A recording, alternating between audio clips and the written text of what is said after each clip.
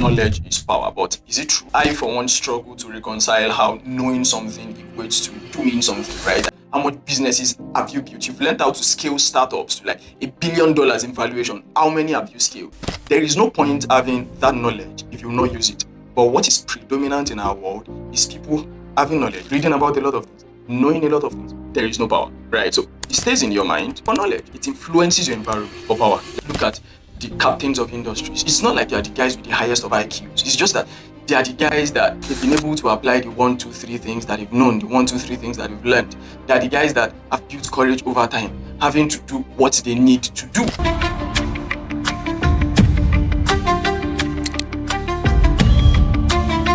You've heard the phrase almost 500 times or 1,000 times, knowledge is power, but is it true? I, for one, struggle to reconcile how knowing something equates to doing something, right? I think that they are two separate phenomena. Yeah, very okay to say that maybe knowledge can help you, can lead you through to power, but saying that knowledge is essentially that power, I struggle to reconcile with it. And during my research, because I was trying to research about this, read a lot of books, amassing knowledge on how knowledge is not power, got to find out that indeed knowledge is not power. And this is a debate that has been on for like hundreds of years, and I'm just fortunate to be bringing you my perspective on it. And the reason why I believe knowledge is not power is this: when you have knowledge, it sits in your mind. I do not think that when it sits in your mind, it has the capacity to influence your surroundings, because what power is actually an action word to essentially do something. Let's say we talk about the king of a place, right? What the king has that is called power is that the king can do whatever he wants to do. In the olden days, the king can say,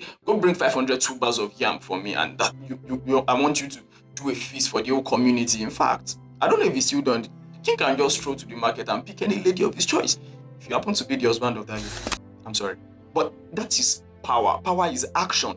Knowledge sits in your mind. It doesn't have the capacity to influence your environment.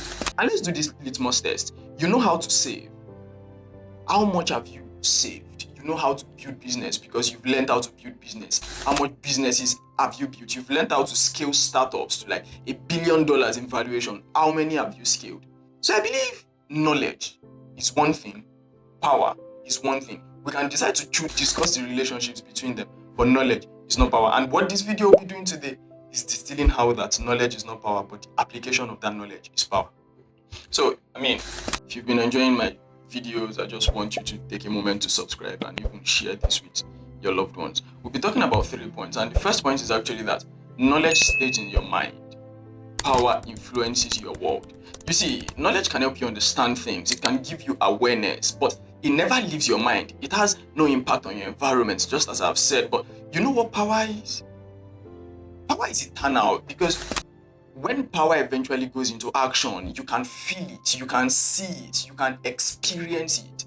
When power essentially happens, nobody denies it, right? You could have knowledge and everybody doesn't know you have knowledge. In fact, people argue against you that you have knowledge. We're in the world of social media, people say they know all kinds of things when essentially they do not even know anything about it. And there are people who are very quiet, but it is just one point, right? One word, and then they say, get this done. And you know that you have to get it done. Let's take inventors, for example, right? Inventors and non-inventors are like, we attended school, right? Studied physics, did this, you do that. But what makes inventors different from just those of us that go to school is essentially that the knowledge they have has been translated into what has become power. And that is, if you remember the guy that invented light, what comes to your mind isn't that he knows how to invent light. What comes to your mind is actually the impact that electricity has had on everyone, right? And that is what power looks like, right? Your knowledge is your own, but the moment it translates to influence, then you're getting to the point where it's becoming power. So knowledge is not power. Knowledge is the starting point, which is very good, because you need the knowledge to even build something useful. You need the knowledge to build something that can outlast you, that can have an impact on the environment, right? But until you do that, all you just have is knowledge. There is no point having that knowledge if you will not use it. But what is predominant in our world is people having knowledge, reading about a lot of things, knowing a lot of things, but there is no power, right? So it stays in your mind for knowledge. It influences your environment for power. Let's say the first difference. So your knowledge doesn't matter until it translates to influence outside of you. The second point, everyone can gain knowledge, but it's application of the knowledge that actually creates separation. A very good example, and another litmus test, right? How many times have you learned Python, but you've not built a full application with Python?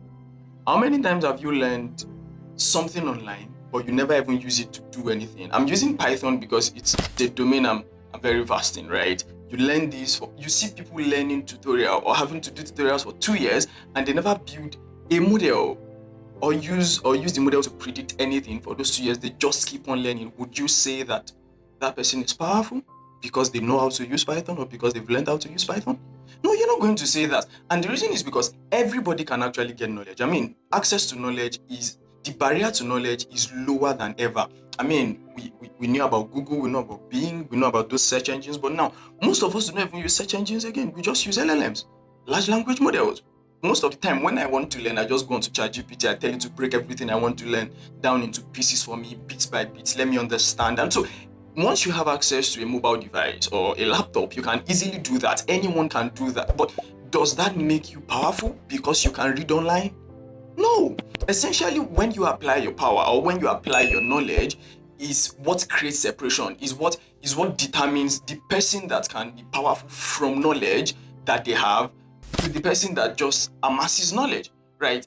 You see, knowledge doesn't make men. It's the application of knowledge that makes men. And that's why I don't know if this can be achieved, but I would just say that the whole saying about knowledge is power should just be turned around and then you call it the application of knowledge is power, right? Because I mean, there are a lot of definitions that say that the application of knowledge is called wisdom and all of that. Then why don't you just call wisdom wisdom is power? Because until you apply whatever you know, you are going to still be among the people who just know, but not the people who do, right? And that in itself, it's as good as saying that you know it, but it's not useful to anyone. So essentially, power belongs to us, the one who can act on the knowledge that they know. The final point is actually that leaders are not the most knowledgeable, but they are the most powerful, right? Look around you in politics, business, the founder of your company. I mean, just look at the captains of industries. It's not like they are the guys with the highest of IQs. It's just that they are the guys that they've been able to apply the 1, 2, 3 things that they've known, the 1, 2, 3 things that they've learned. They are the guys that have built courage over time, having to do what they need to do, right? Most of the time, and that's why they hire people that know more than them, because the people who know more than them, they can be able to help them scale whatever they've built. And that's the point. The people who know more than them that they hire are those who do not really want to go on a large scale to do what they've known, but they can do it on a small scale, right? And which is just a very good example of how knowledge essentially in itself is not power. There's this popular saying by this very rich man and says that just hire those who know more than you and you're going to be better off, right? Again, what you know something, it doesn't just mean that you're going to be powerful. And that's my whole point. And please, this doesn't mean that you should abandon knowledge, because knowledge in itself is the prerequisite to power. It just means that you elevate it by pairing it with courage and execution. So yeah, it's journal time, and it's just one question.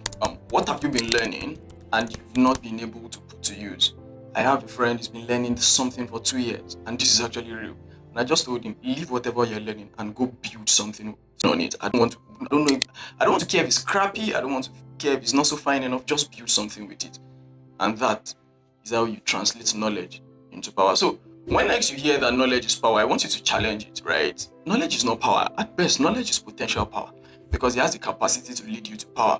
But knowledge is not power. The best combination is actually knowledge plus application of it, which is how you actually arrive at power. So, I mean, if this video made you rethink the general phrase about knowledge is power, knowledge is this, is that, I just want you to again hit the like button if you've not done that, and then you can subscribe. We see you again next week. But till then, knowledge is not power.